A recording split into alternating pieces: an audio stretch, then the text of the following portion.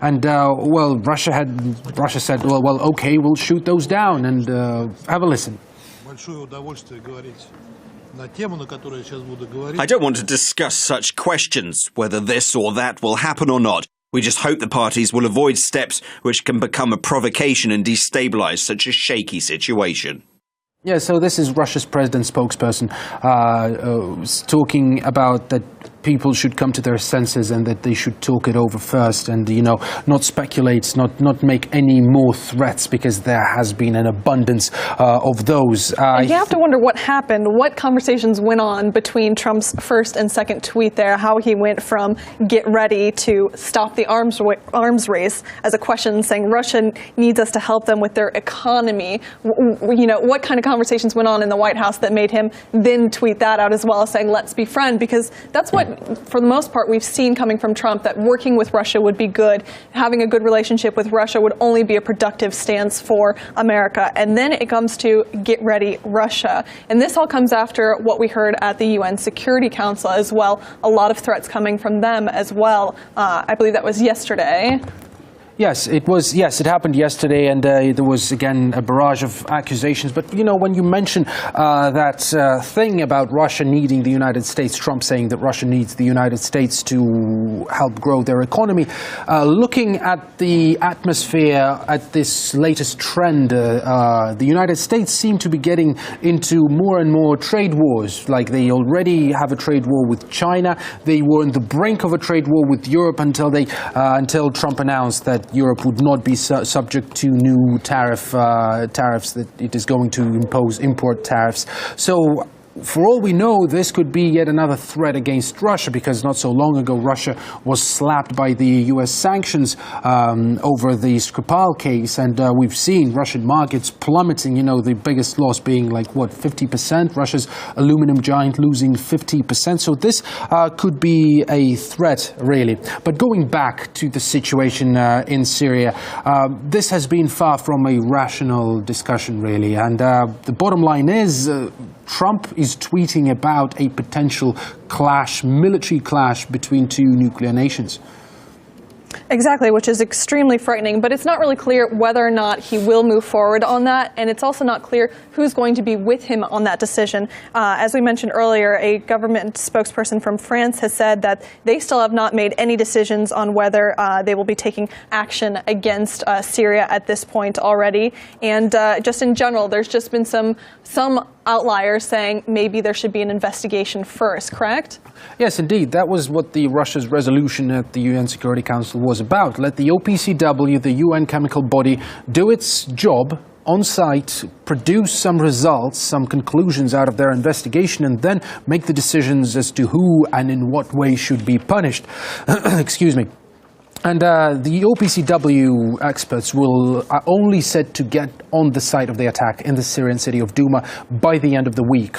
Judging by Trump's tweets, the strike could be launched any minute now. We do know that a fleet of the U.S. aircraft carrier is heading towards the Mediterranean, accompanied by some destroyers, and also USS Donald Cook will be joining in it in the Mediterranean. From what we know, apparently that fleet is set to reach the Mediterranean as early as Thursday, and so this is when we could expect the strikes. Maybe even earlier, really. So that's what we know about the strikes, and we know that this whole action is based on very few facts, I should say, because where did this accusation of a chemical attack, these report group known as the White Helmets? They market themselves as a civil defense group. They say they're saving lives. They help get people out from the rubble after the Syrian government's bombings. And they actually get a lot of international support as well, don't they? They do. I think they almost got nominated for a Nobel Peace Prize, and their documentary, a Netflix documentary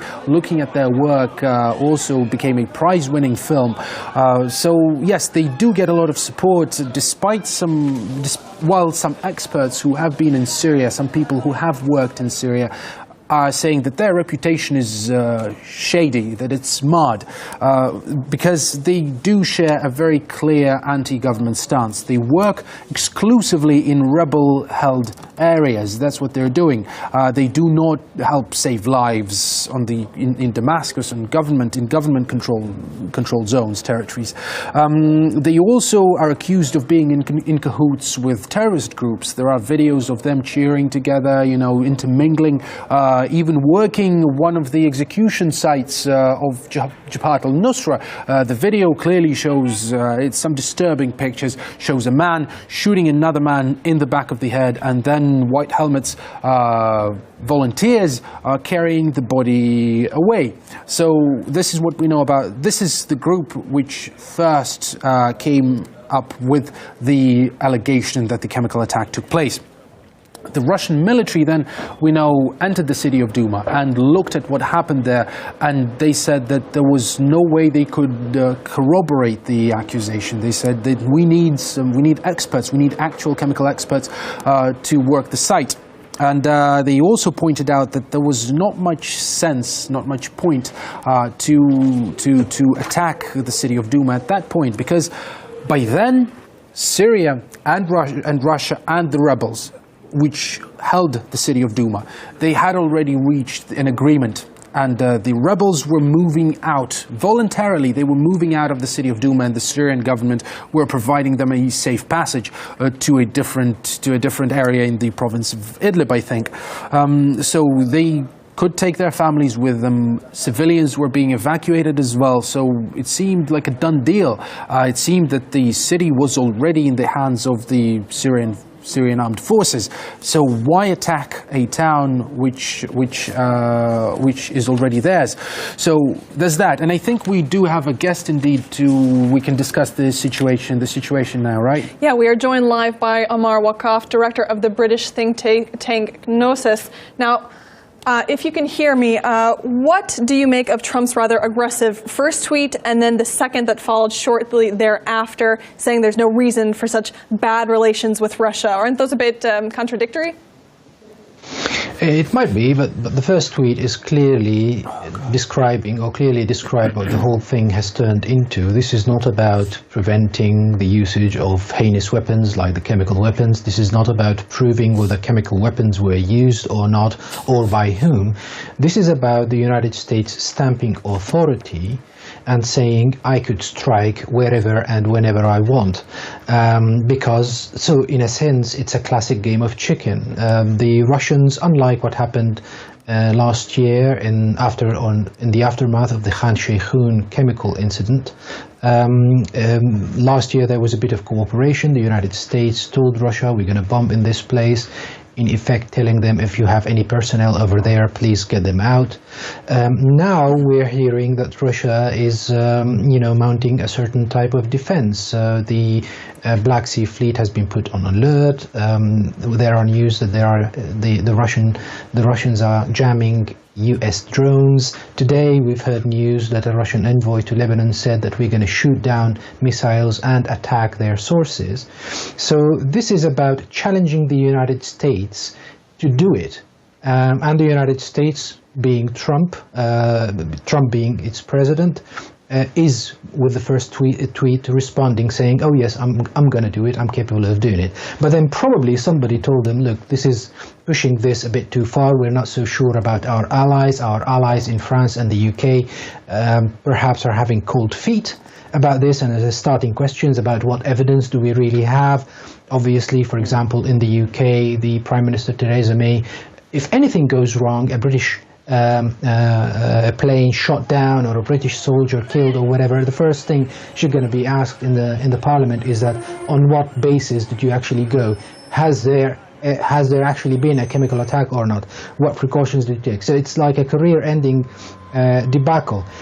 And that's why probably somebody phoned him and said, Mr. President, can we be a little bit smoother? And that's why the second tweet has come out, presumably. Well, Mr. Wakaf, you've mentioned that not every US ally could be on board with the United States, mentioning Theresa May and that Theresa May could be having cold feet, so to speak. Let's say we've indeed seen reports that neither the UK nor France are on the same side with the United States here, that they want more evidence, that they haven't been convinced to to go on with the strikes with their own, based on the evidence the United States have shown them. If Donald Trump, if the US military does hit Syria, what do you think their reaction will be, the UK and France? I don't think they will join, but they won't join until, for example, they wait for a certain investigation. The OPCW team is heading to Damascus at the moment, as we understand. Now, we think that should the United States decide to go alone in conducting such a strike, then the strike would be less effective. It would be probably cosmetic type, just like the Shairat attack last year, exactly the same time, in the aftermath of Khan Sheikhoun. So this is about Russia telling the world that we can actually strike. Should there be allies, then we're talking about perhaps a more comprehensive operation, a more unified front, and that would give them other options. But the rhetoric we're hearing from the other front, from Russia, from Syria, is that they are going to, oppose this and have all the right in the world to attack or defend themselves, attack whoever is attacking them, and this doesn't have to be only by shooting down missiles and airplanes. It could be also retaliating on the sources. So this has obviously forced, and we've heard the Russian ambassador to the UN yesterday appealing twice for those people, to his colleagues from France, the United Kingdom and the United States, to think twice about it, because there will be some retaliation and consequences. We've also had Russia responding, saying that a strike could in fact destroy any evidence of a chemical weapons attack. Do you think that's a just concern? And if so, why would a strike be carried out then anyway? Well, I think they're just about teasing him at the moment. They clearly have the upper hand on this. We've seen a video of a Russian military police, personnel or officers heading towards the alleged chemical attack place. This was reported by an activist in Duma. Clearly has got nothing to do with the Syrian government, so you could argue that this is in their favor, i.e. the opposition's favor. So he was reporting it, and it clearly shows that the Russian personnel, the officers, were heading there without any chemical warfare gear, no gas masks, no special suits. Obviously, they don't think that anything has happened, and he was thinking, what is it, upstairs? Let's just go upstairs. They obviously know that nothing has happened, and by itself this shows that there is no trace of this whatsoever for them to be concerned personally about. So the evidence isn't there, but probably the Russian Defense Ministry or Foreign Ministry, can't remember who actually issued that tweet, is just teasing the Americans that, are you going to be overwhelmingly striking so that nothing is left to search for? Just the bottom line here is there could be a confrontation between the United States and Russia. How real is that possibility in your opinion? Well, we think that's real, especially if the likes of Britain and France decide that this is the time to confront Russia. We need to know that this is not about Syria, or understand, I wouldn't say no, but we need probably to take into consideration that this is not about Syria or chemical warfare. This has been brewing for the past few years, with confrontations in the Ukraine, with the latest Skripal case in Britain, and those states, the West in general, see Russian influence growing on a daily basis, basically, in the Middle East, which is such a critical area, and they need to confront it. They need to show the likes of Saudi Arabia, the likes of Qatar, that they are a dependable ally, and that they shouldn't, or the emirs and sheikhs of those wealthy nations shouldn't really go to Moscow and strike oil and gas deals and what have you, economic deals, and that they should rely on the United States for their survival. So this is about influence. This is not about Syria or chemical warfare. And in that sense, yes, there might be a confrontation. But Russia is in such a powerful situation now in Syria, at least with regards to the legitimacy of their presence there, because it's basically legal. There have been agreements, formal agreements signed between the two governments, Syria and Russia, and they can, tap into whatever resources needed, let alone them betting on the winning horse in this whole equation, which is the Syrian state, the Syrian people, who have no interest whatsoever in takfiri or Islamic radicalism. So the United States is losing ground. They have a bad hand to play, and presumably they will get out, as Trump has said, but at a moment of madness, anything can happen. Now, in his tweet vowing to fire missiles at Syria, Trump said, that Russia vows to shoot down any and all missiles aimed at Syria. Get ready, Russia, pulling in Russia there into the whole thing. Do you think that's because of the comments from the Russian ambassador to Lebanon saying that U.S. missiles would be shot down, or do you think that this strike was coming either way? No, again, we think this is turning into a game of chicken, and the main interest now of the United States is to tell. They have been put somewhat into a corner by the Russian counter-threats. Their main interest at the moment is to assert authority, or what they believe is their own authority in the world, and that they can strike wherever and whenever they like.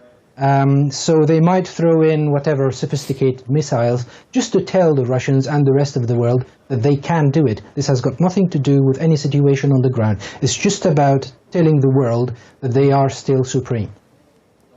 Amar Wakaf, a director of the Britain think tank Gnosis, thank you so much for joining us today and adding your comments to this breaking news story. Thank you very much for having me. A year ago, America shot dozens of missiles at the Syria air base in Syria. It led to several civilian casualties and sparked anger in certain quarters.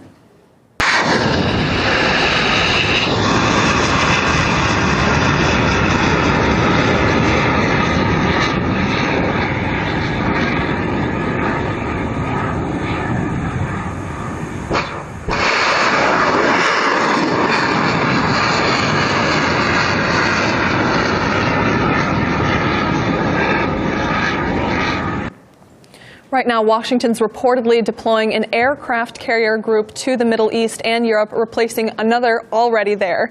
Other alarming signs have also appeared that seem to flag up the possible action against Syria. The EU's air safety bodies issued an alert saying all flights around the Mediterranean in the next 72 hours should exercise caution. Now, a war of words has broken out on Tuesday at the UN Security Council. That's after 3 resolutions over the latest alleged chemical attack in the country were shot down in the UN Security Council. Could someone clearly explain to me why this alleged chemical attack was necessary for Damascus, especially if almost all militants were evacuated from Douma at the time? Today, they vetoed for the 6th time a resolution condemning Assad for chemical weapons attacks on his own people. You have already appointed guilt. In such cases, Russia and Iran are always to blame. We are not able to support the text. It would be like watching a fire and identifying that there's a fire and doing nothing to put it out. Unfortunately, our American partners and colleagues do not need a real investigation. Stating that a potential strike against Damascus would be ungrounded, Russia put forward a resolution that would require experts from the chemical weapons watchdog to carry out on-site investigations of all supposed incidents, contrary to Washington's proposal. Russia also rejects the notion they should be tasked with attributing blame. The US delegation today made one more step towards confrontation as a part draft up for vote which doesn't have the full support of the UN Security Council members. This text is nothing more than an attempt to renew the joint investigative mechanism in Syria, which investigated a previous chemical attack. Jim became a puppet in the hands of anti-Assad forces and was disgraced as it judged a sovereign state in spite of a lack of credible proof. Well, Donald Trump's decision to lash out at Syria last year saw his popularity surge at home, and that's a pattern that's seen history repeat itself. Rally round the flag effect and increased popular support of the president during war, accompanied by reduced criticism of governmental policies. Any nuclear missile launched from Cuba against any nation in the Western Hemisphere as an attack by the Soviet Union on the United States. Progress is now being made towards the restoration of peace in the Caribbean. We refuse to permit the use of terrorism and the seizure and the holding of hostages to impose political demands.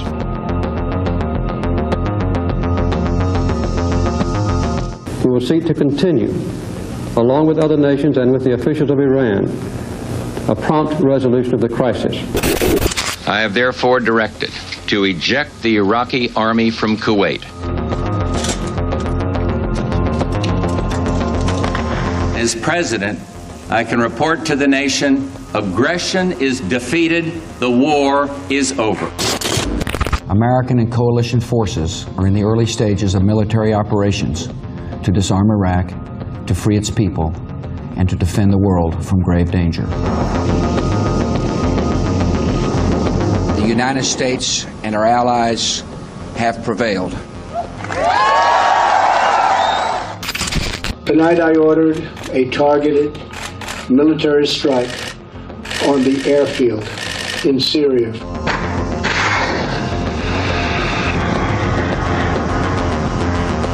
I think Donald Trump became President of the United States. I think this was actually a big moment. The French President Emmanuel Macron has been calling for a tough response on Syria following the reported chemical incident.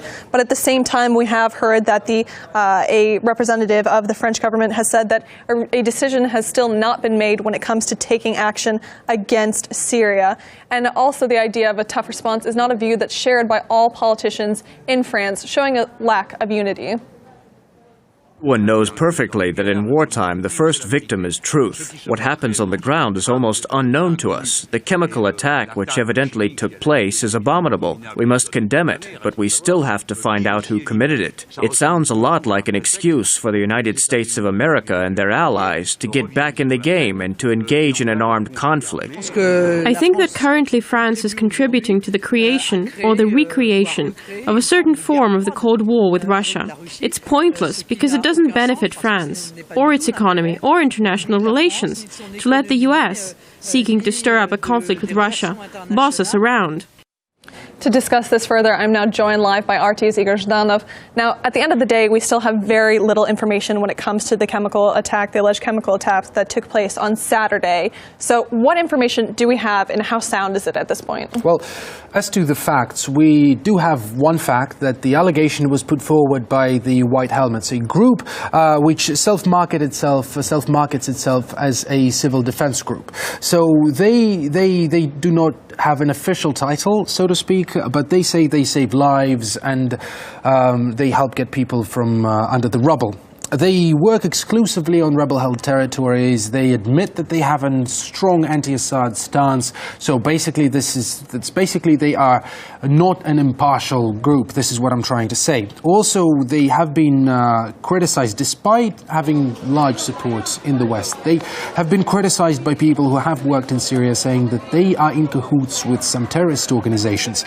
There you have it. So after they put forward that allegation that the chemical attack actually happened in the Syrian city of Duma, the Russian military moved in to have a look. They couldn't find any traces of any chemical weapons being used, no victims, so they said, okay, we're not professionals here, we need some professionals, we need some actual experts on the ground. And this is what pretty much the Russia's position has always been about. Also, the Russian military have pointed out that there wasn't much sense to carry out an attack in the city of Duma because the rebels were already moving out of there. It was part of the agreement reached with the government. The government stops bombing the city and the rebels move out safely. The government provides them a safe passage. So the city was pretty much taken by the Syrian forces. So why launch an attack, and a chemical one especially, against it? So the United States says that it has intelligence information corroborating the allegation put forward by the White Helmets. Although that intelligence wasn't even able to provide the State Department with a chemical, a particular chemical, which apparently was used in the city of Duma. Have a listen.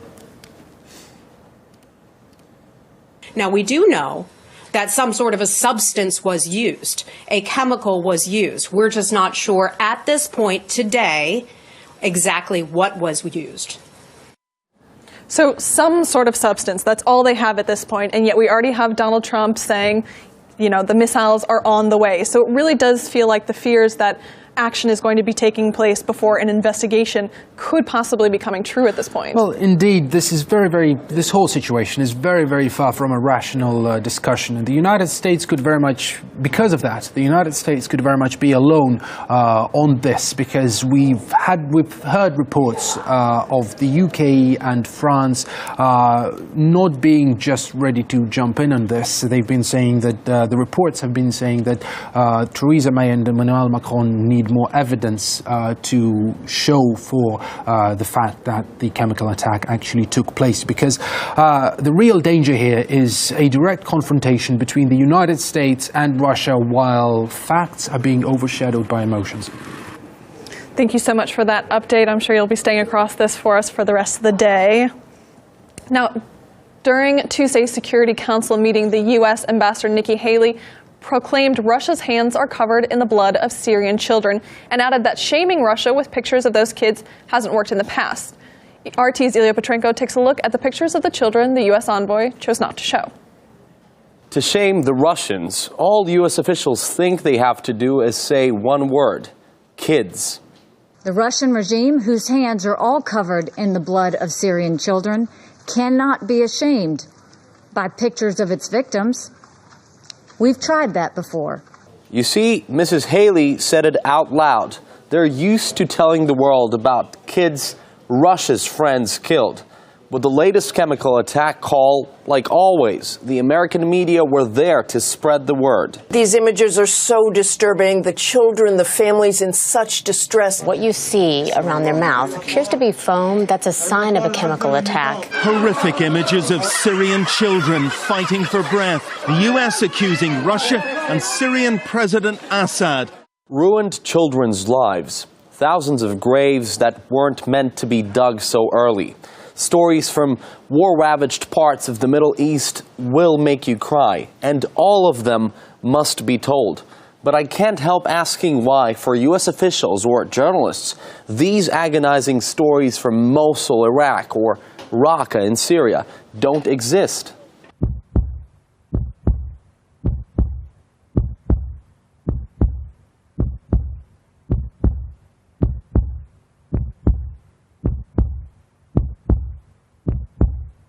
No, on some channels, you'll never see their stories. Maybe because their scars are, how America's top military man puts it, a fact of life.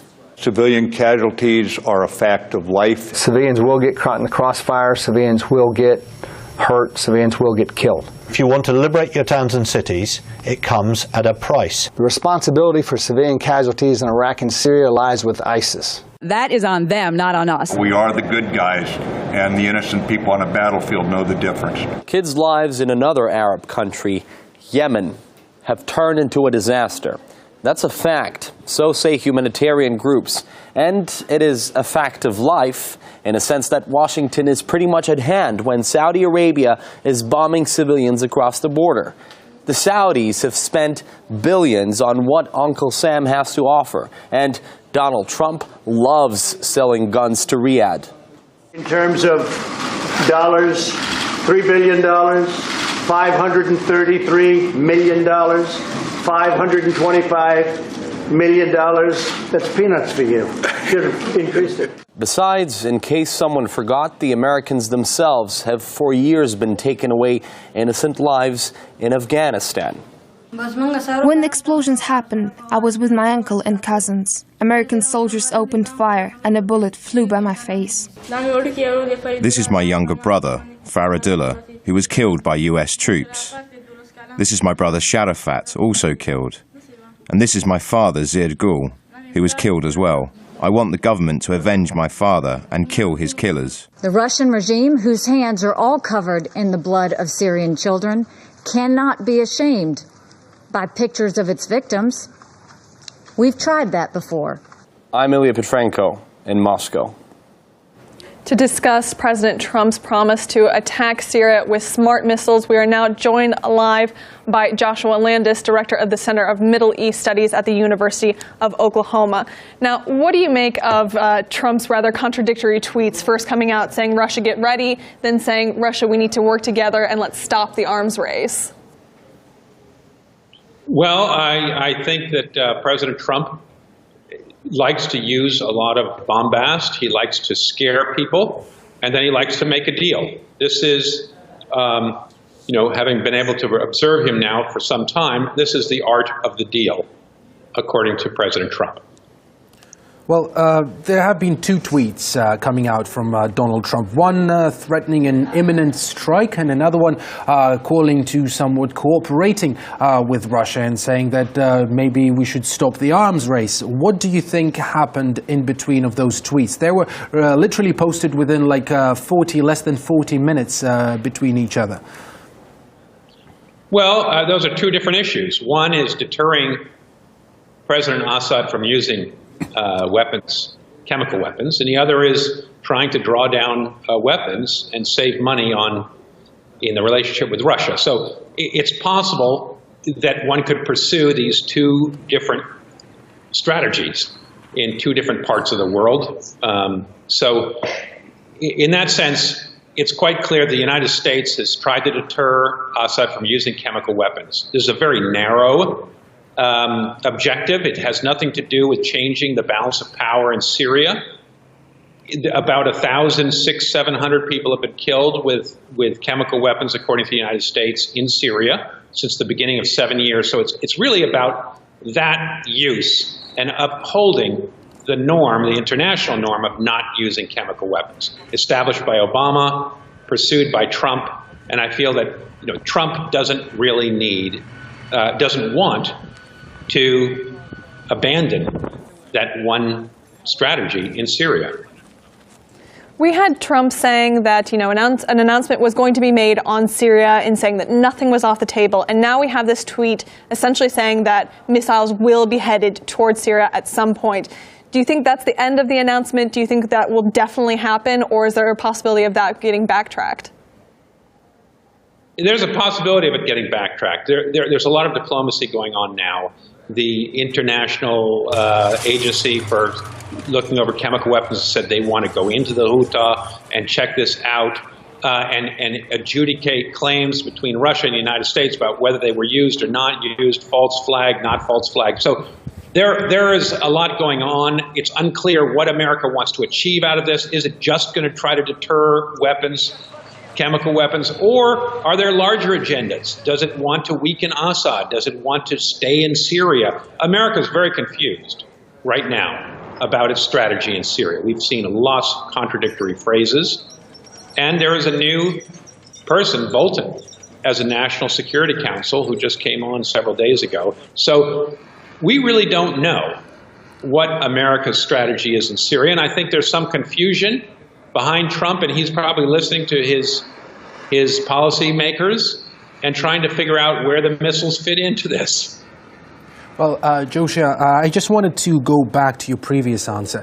You mentioned that Trump's goal of the first tweet is to stop President Assad from using the chemical weapons. But does it bother you that the U.S. president is making assumptions and making conclusions out of something that basically out of something that has only been corroborated by the accusations coming from the White Helmets group, not something that has been backed by the OPCW? What I mean is the OPCW, the UN experts, are only set to arrive on site by the end of the week, and the US president is already seems to broker the idea that Assad perpetrated the attack. So does it bother you?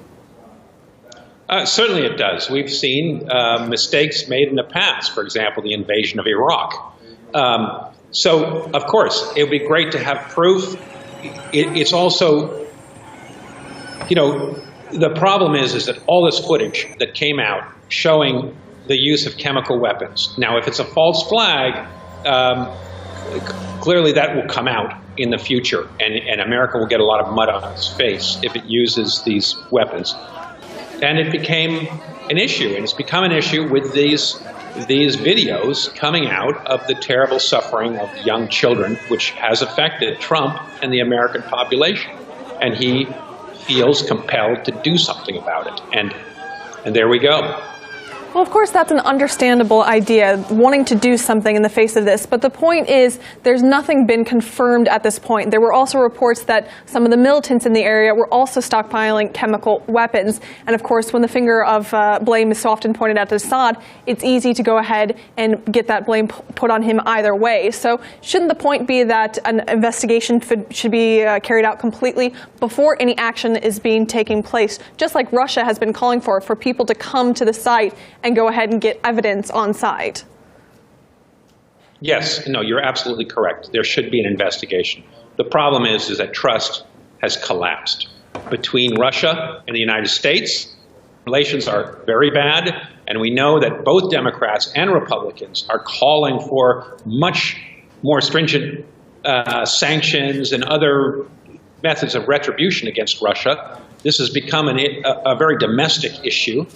But relations have become more contentious, and also there are many people are worried that Trump is ready to leave Syria. After all, just 2 weeks ago he said it's time to get out of Syria, and this upset many elements in the foreign policy community who don't want to see the United States leave Syria. They wanted the United States to remain there for the long haul, as it was called, in order to roll back Iran, set up a quasi-Kurdish statelet or autonomous statelet, to help Israel, to help Saudi Arabia, to deter Turkey.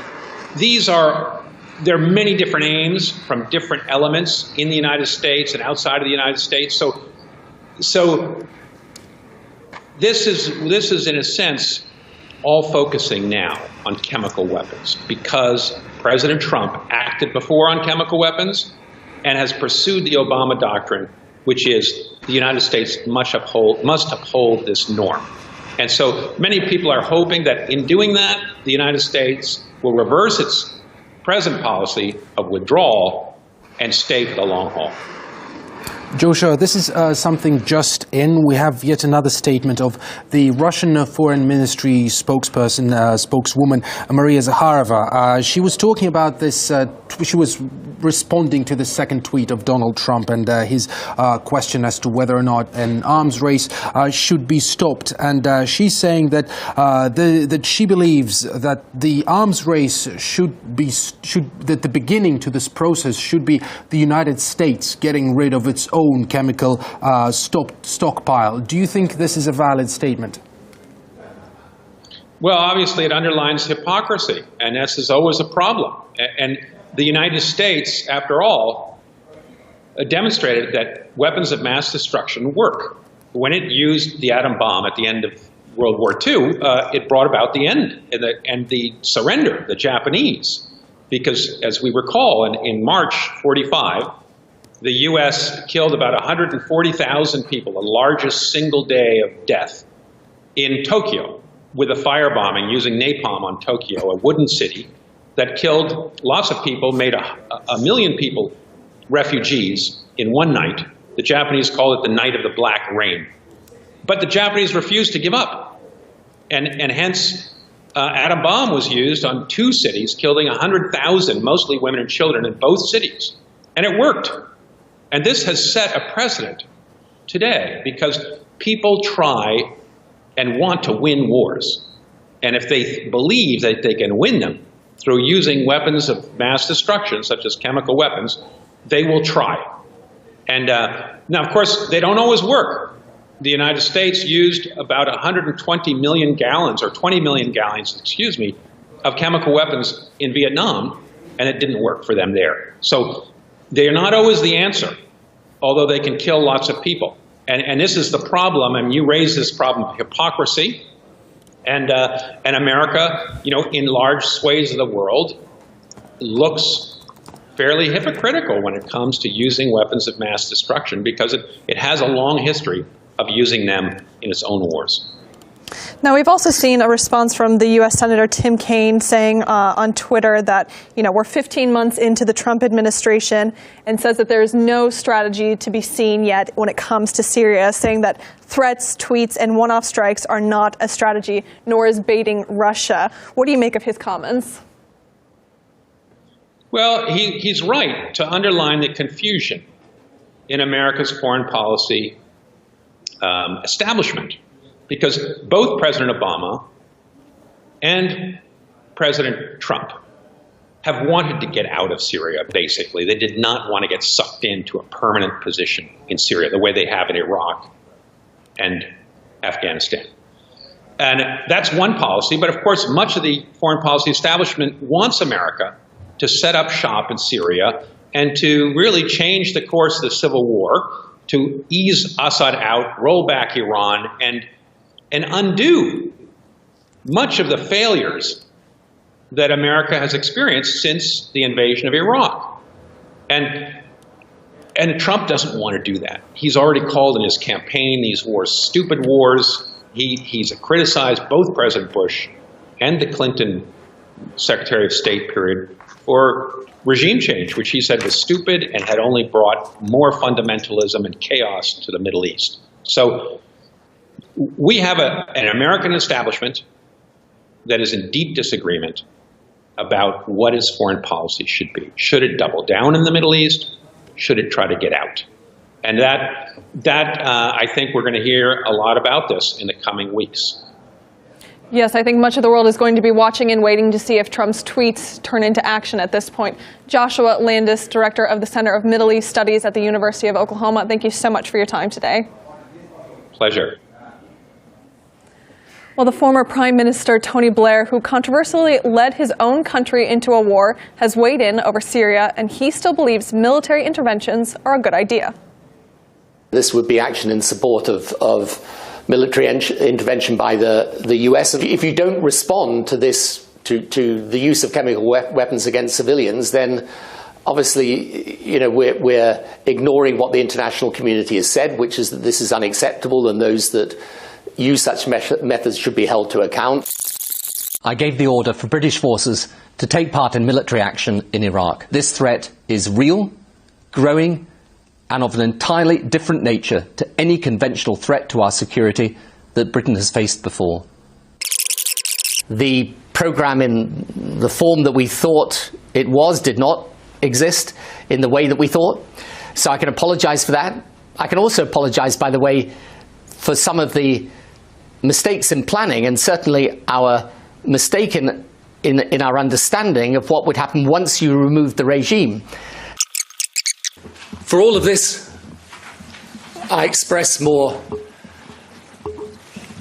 sorrow, regret, and apology than you may ever know or can believe.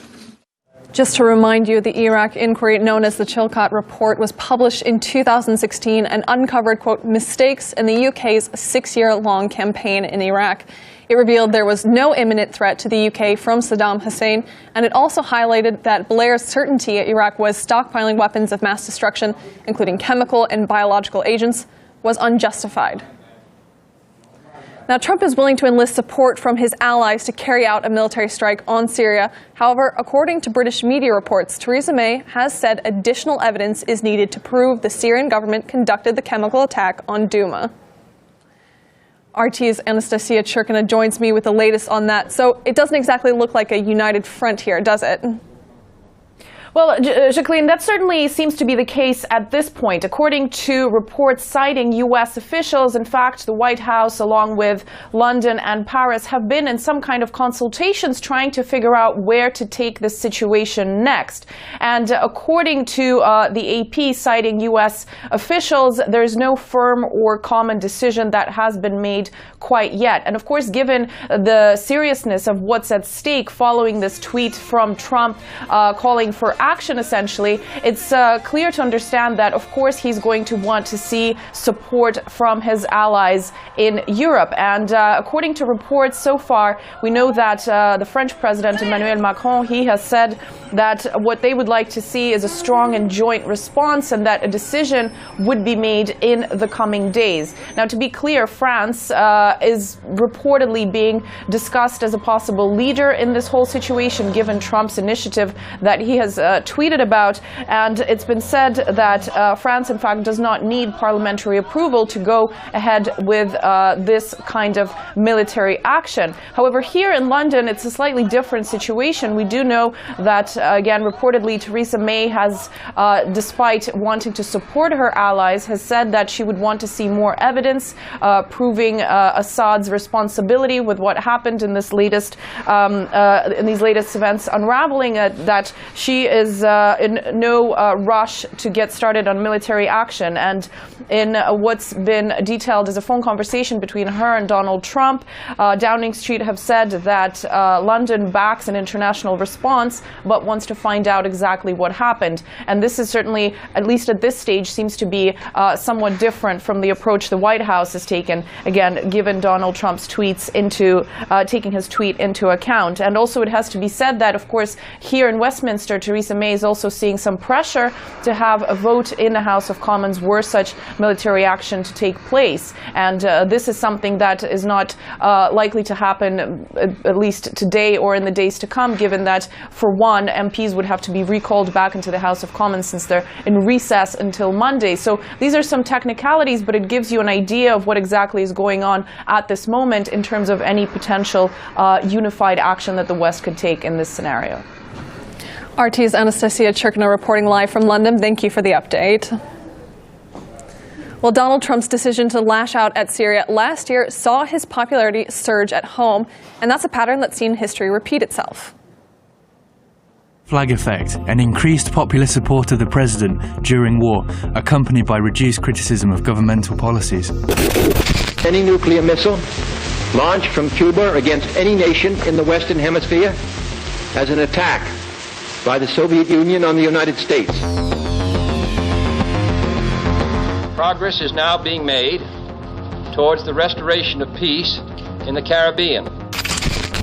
We refuse to permit the use of terrorism and the seizure and the holding of hostages to impose political demands.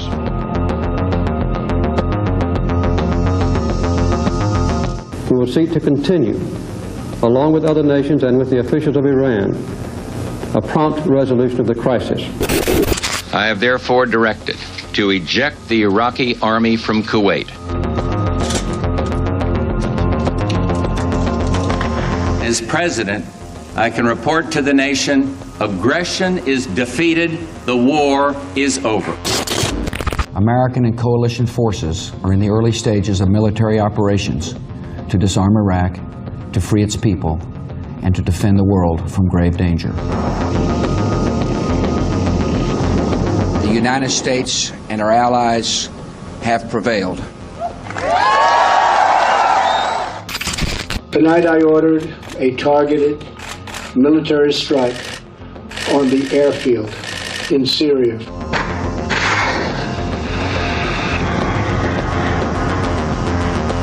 I think Donald Trump became President of the United States. I think this was actually a big moment. Just to remind you of our breaking news this hour, Donald Trump has vowed to strike Syria with smart missiles, warning Russia that if it wishes to protect Syria, it better get ready. Although in a follow-up tweet, he called for an end to the arms race and said Russian relations with Russia don't have to be this way. The Russian Foreign Ministry spokesperson responded on Facebook to Trump's message. Smart missiles must be striking the positions of terrorists, not the legitimate government that has been fighting the international terrorism on its territory. And by the way, were the OPCW experts warned that those missiles might destroy all the evidence of chemical weaponry used on the ground? Or they just want to quickly hide the evidence of the provocation by those smart missile strikes, so the international experts won't have any proof to look for? Now, in response to Trump's call to also, quote, stop the arms race, Zaharova also offered that maybe that could start with America liquidating their chemical weapons stockpile. So, Igor, let's go back to the beginning and start with what was happening at the beginning of this whole incident surrounding the alleged chemical weapons attack in Syria on Saturday.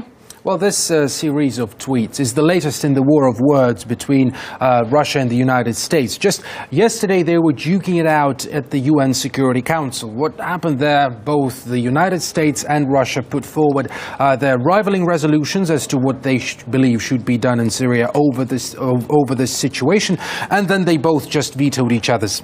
So that's that. And of course, the statements that they made about each other's approach were not really friendly. Have a listen. Could someone clearly explain to me why this alleged chemical attack was necessary for Damascus, especially if almost all militants were evacuated from Douma at the time? Today, they vetoed for the 6th time a resolution condemning Assad for chemical weapons attacks on his own people. You have already appointed guilt. In such cases, Russia and Iran are always to blame. We are not able to support the text. It would be like watching a fire and identifying that there's a fire and doing nothing to put it out. Unfortunately, our American partners and colleagues do not need a real investigation. So where we stand right now is US President Donald Trump promising an imminent strike on Syria, and Russia previously had promised to shoot down anything that's flying the Syria way. So there we have it. A Russian ambassador in Lebanon said that in fact Russia could be not just shooting down missiles but also targeting the firing positions of the United States, meaning the escadra, that the US Armada in the Mediterranean could be under threat if it is to participate in the military action against Syria. Now, the spokesperson for the Russian president, Dmitry Peskov, he said that he's called for all sides to calm down. Have a listen. I don't want to discuss such questions, whether this or that will happen or not. We just hope the parties will avoid steps which can become a provocation and destabilize such a shaky situation. So this alleged attack happened on Saturday. It's now Wednesday, but we still really don't have that much concrete information when it comes to what happened. Is that right? Yes, just to quickly break down the facts for you here. The initial allegation of a chemical attack came from a group known as the White Helmets. They themselves brand themselves as a civil defense group and an official one in Syria. And they say that they actually help save lives. They work the debris sites, they work the sites of airstrikes, but they do it in exclusively rebel-controlled areas, and they themselves are saying that they are very much against the Syrian government. They share this anti-Assad stance, so they are not an impartial group in this sense. Their critics, in turn, are saying that the White Helmets are in cahoots with some terrorist organizations. So there you have it. They had put forward this allegation of a chemical attack first. Then the Russian military moved in the Syrian city of Douma, and they said that they couldn't find any evidence, any traces of chemicals being used, and that they didn't see any victims. So, but they didn't make any quick conclusions. They just said, okay, we need some experts, some actual international chemical experts on the ground. And this has pretty much been Russia's position on this all along. Washington, in its turn, is saying it's fine, but we do have our own intelligence, and we do know that the chemical attack took place. Although what they don't know as to what exactly the United States, what exactly chemical was used in this situation. Now, we do know that some sort of a substance was used, a chemical was used. We're just not sure at this point today exactly what was used. So some sort of a chemical, while the real danger here is that there could be a military confrontation between two nuclear states while really emotions overshadow facts. And of course, our breaking news this hour is the fact that President Trump did vow to strike Syria with smart missiles, warning Russia that if it wishes to protect Syria, it needs to go ahead and get ready. We're going to take a short break, and then our coverage of this breaking news will continue. Stay with us.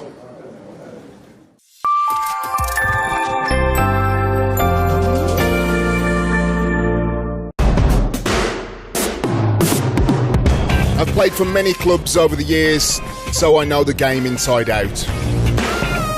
Football isn't only about what happens on the pitch or the final score. It's about the passion from the fans. It's the age of the super manager, billionaire owners, and spending 220 million on one player.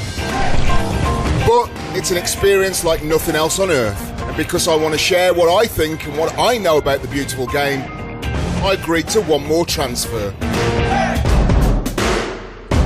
And this is my new team.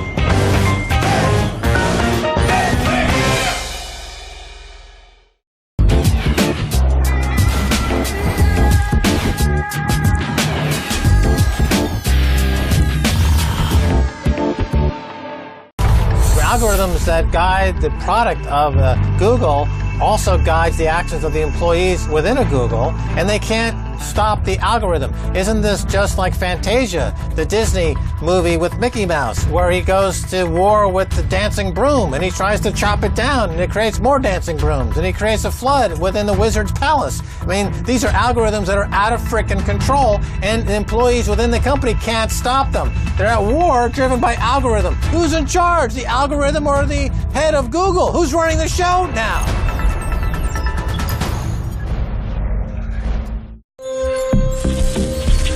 There's strong pressure by the Security Cabinet, by the Pentagon, and by the media on Donald Trump to do something about Syria. Probably at some stage he might give in to this pressure, but I don't think that it is his intention. What I consider more likely than another US military attack on Syria is that the United States policy will be to wreck any effort by the Russians, the Turks, and the Iranians to find a political solution.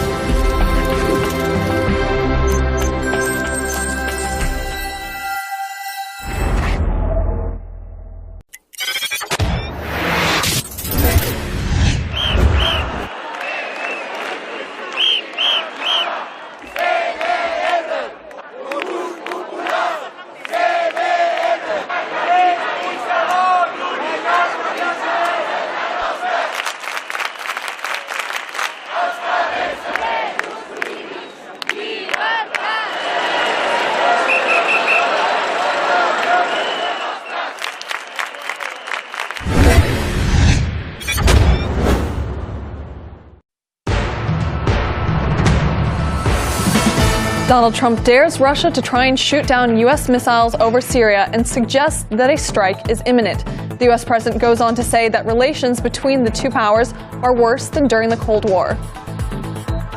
The U.S. is threatening military action against Damascus over an alleged chemical attack, yet a probe into the incident has yet to take place, with an international fact-finding mission not even due in Syria till the end of the week.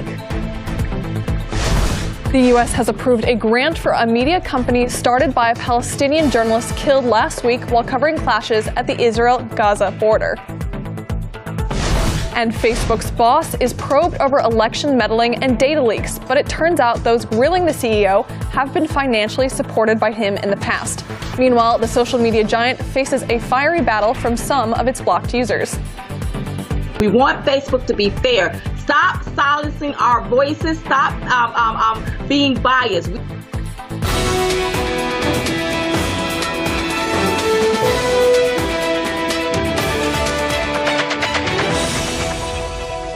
This is RT International coming to you live from the Russian capital with me, Jacqueline Voga. Thanks for joining us. The situation around Syria seems to be escalating by the minute, with the U.S. president sending a chilling warning, get ready, Russia. Trump has promised, quote, nice and new smart missiles will be fired at Syria in response to the alleged chemical attack in Duma. He also said relations with Moscow are now even worse than during the Cold War. Russia warns any strike on Syria will get in the way of investigating the reported chemical incident that sparked the current crisis. And by the way, were the OPCW experts warned that those missiles might destroy all the evidence of chemical weaponry used on the ground? Or they just want to quickly hide the evidence of the provocation by those smart missile strikes, so the international experts won't have any proof to look for? Zaharova also added, saying that Trump had said stop the arms race. She said that her offer would be that that move could be started with the liquidation of America's chemical weapons stockpile. So we'll see if there'll be any response to that. Now, Igor, you've been following the story very closely for us. A lot has been happening over the past few days. Now let's start with the incident itself and the UN Security Council that's been analyzing what happened? Well, this Twitter exchange is just the latest in what's been going on for days, really. The war of words actually spurred up yesterday at the UN Security Council when both the US and Russia put forward their resolutions as to what should be done in Syria. So what happened, they just vetoed each other's out, and so no resolution was passed yesterday, so there you have it. And in fact, what was said to each other by Russia and by the United States and by allies of the United States couldn't be really described as friendly. Have a listen. Could someone clearly explain to me why this alleged chemical attack was necessary for Damascus, especially if almost all militants were evacuated from Douma at the time? Today, they vetoed for the 6th time a resolution condemning Assad for chemical weapons attacks on his own people. You have already appointed guilt. In such cases, Russia and Iran are always to blame. We are not able to support the text. It would be like watching a fire and identifying that there's a fire and doing nothing to put it out. Unfortunately, our American partners and colleagues do not need a real investigation.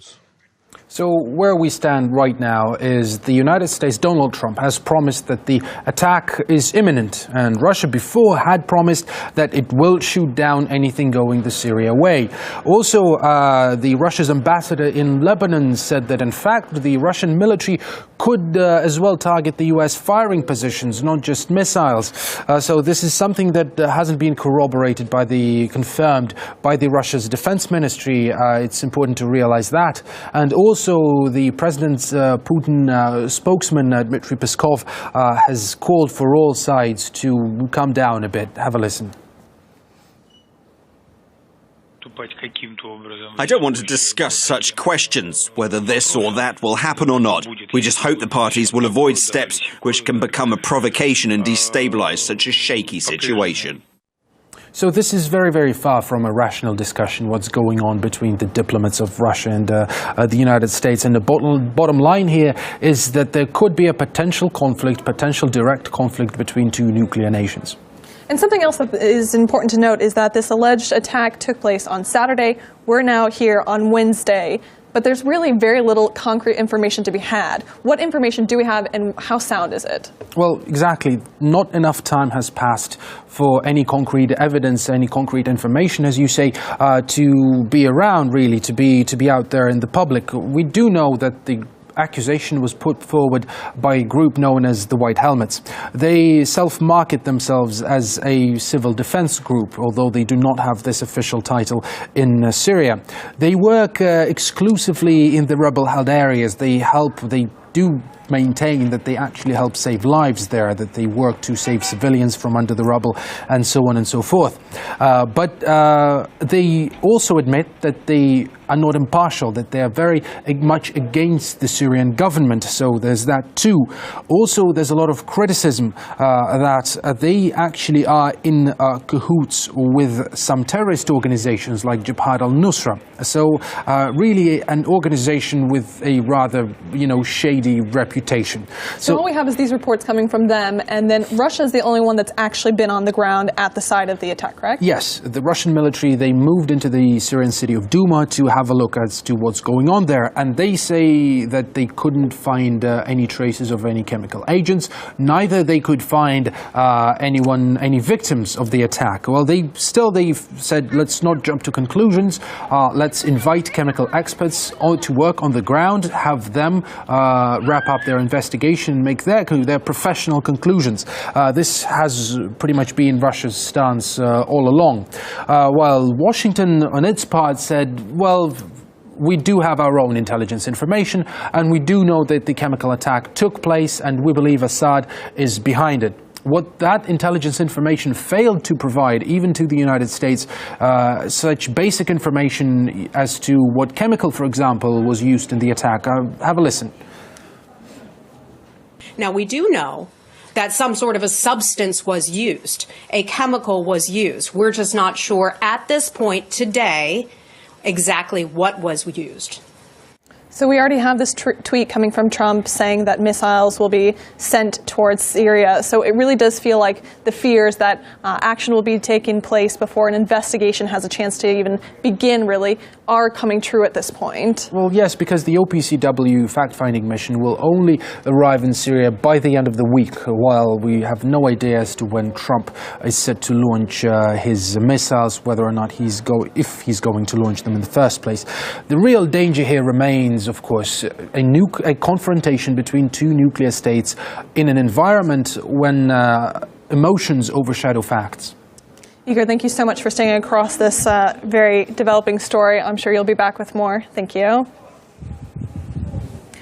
Trump may be rushing to act now, but it wasn't always like this. Back in 2013, he was highly critical of then-President Barack Obama's approach on Syria, saying bad things will happen if Washington launches an attack.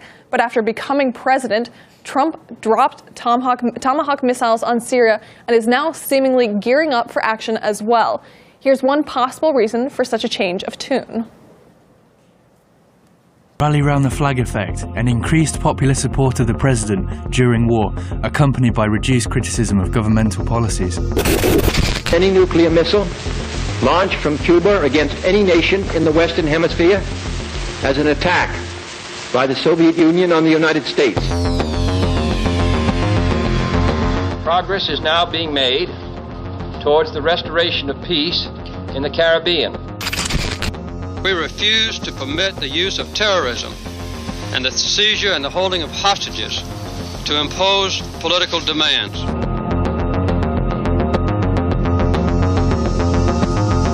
We will seek to continue, along with other nations and with the officials of Iran, a prompt resolution of the crisis. I have therefore directed to eject the Iraqi army from Kuwait.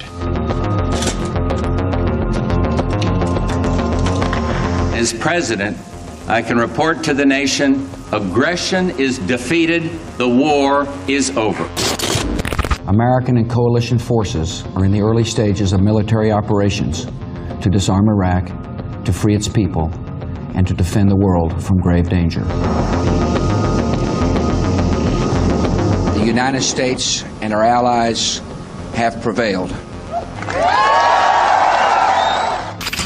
Tonight I ordered a targeted military strike on the airfield in Syria.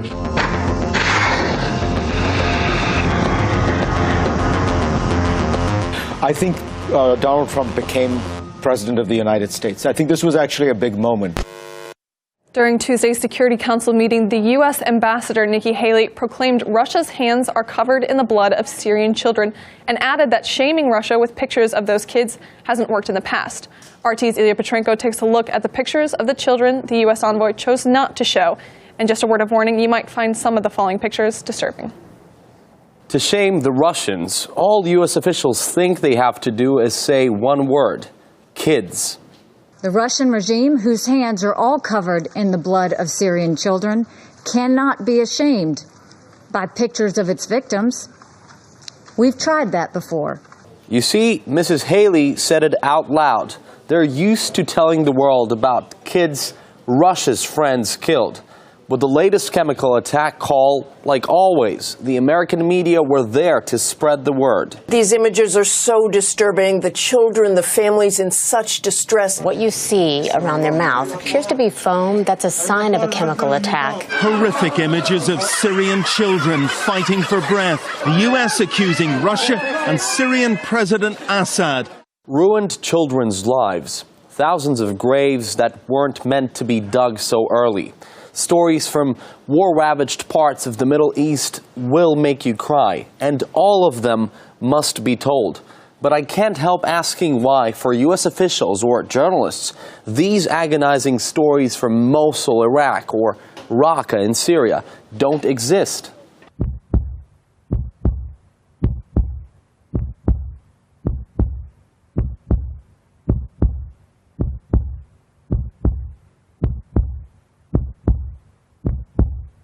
No, on some channels, you'll never see their stories.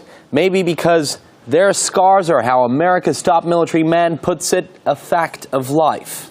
Civilian casualties are a fact of life. Civilians will get caught in the crossfire. Civilians will get hurt. Civilians will get killed. If you want to liberate your towns and cities, it comes at a price. The responsibility for civilian casualties in Iraq and Syria lies with ISIS. That is on them, not on us. We are the good guys, and the innocent people on a battlefield know the difference. Kids' lives in another Arab country, Yemen, have turned into a disaster.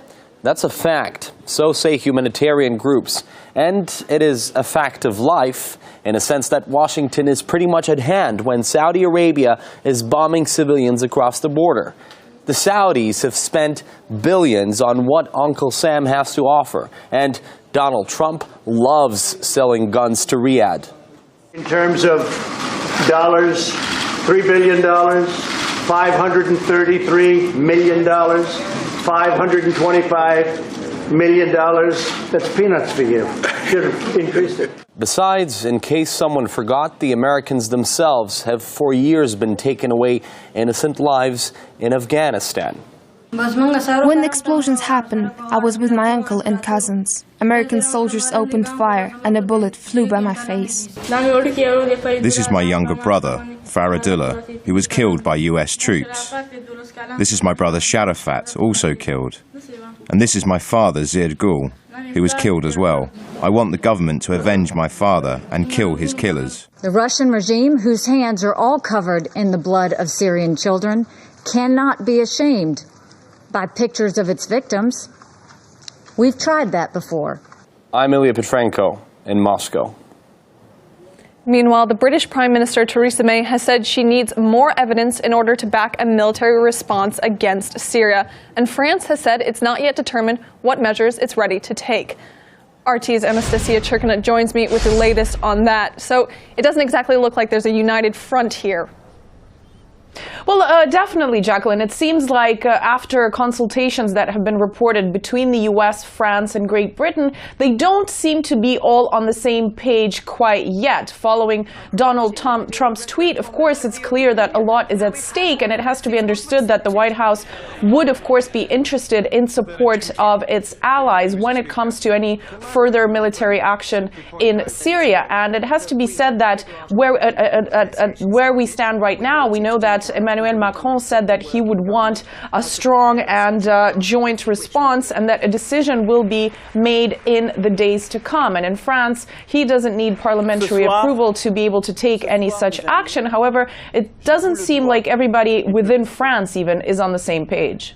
Everyone knows perfectly that in wartime, the first victim is truth. What happens on the ground is almost unknown to us. The chemical attack, which evidently took place, is abominable. We must condemn it, but we still have to find out who committed it. It sounds a lot like an excuse for the United States of America and their allies to get back in the game and to engage in an armed conflict. I think that currently France is contributing to the creation or the recreation of a certain form of the Cold War with Russia. It's pointless because it doesn't benefit France, or its economy, or international relations, to let the US, seeking to stir up a conflict with Russia, boss us around. Well, when it comes to London, it's a slightly different story as well. We do know that Theresa May has indicated that she would want to see proof and evidence when it comes to these accusations that Assad is behind this latest attack. And it's been made clear that she's in no rush to jump into military action until such proof is seen. And according to Downing Street, that is being reported here in the UK after a conversation with Trump, she did express that there would be backing of an international response, but it's important to find out what happened first. And this is certainly not necessarily the picture that the White House wants to see right now. And we also have to keep in mind that here in Westminster, there is a lot of debate about whether or not the House of Commons would have to get involved in some kind of vote before any military action takes place. And the House of Commons right now is in recess, and there's been talk about whether or not they would potentially come back before Monday when they're scheduled to, in order to conduct such a vote. But that is still up in the air and uncertain. But it's clear that right this minute there is no agreement between Washington, Paris, and London on this matter. There's certainly lots of questions to be answered right now, and we'll be following that closely. RT's Anastasia Churkina, thank you so much for the update. Former U.S. diplomat Jim Jatras told us Trump's saber-rattling is part of a strategy to undermine Russia and Iran in the region. This has nothing to do with the alleged use of chemical weapons. This has everything to do with a geopolitical agenda that wants to put the Iranians in a box, wants to confront the Russians in Syria, that is really upset over the thought that the effort that's been going on for 7 years by Western powers and our local friends like Saudi Arabia has failed, and that the Assad government will remain in power. They've been seeking a pretext to try to change that. So this really has nothing to do with the truth or falsehood of the allegations about Douma. A military aircraft has crashed in Algeria, killing 257 people, according to the country's defense ministry. These are pictures from the scene. The Ilyushin 76 plane came down shortly after takeoff from an airbase around 30 kilometers from the country's capital. The aircraft had been carrying Algerian military personnel and members of their families. A media company started by a Palestinian journalist killed last week while covering protests at the Israel-Gaza border has received a grant from the U.S. government.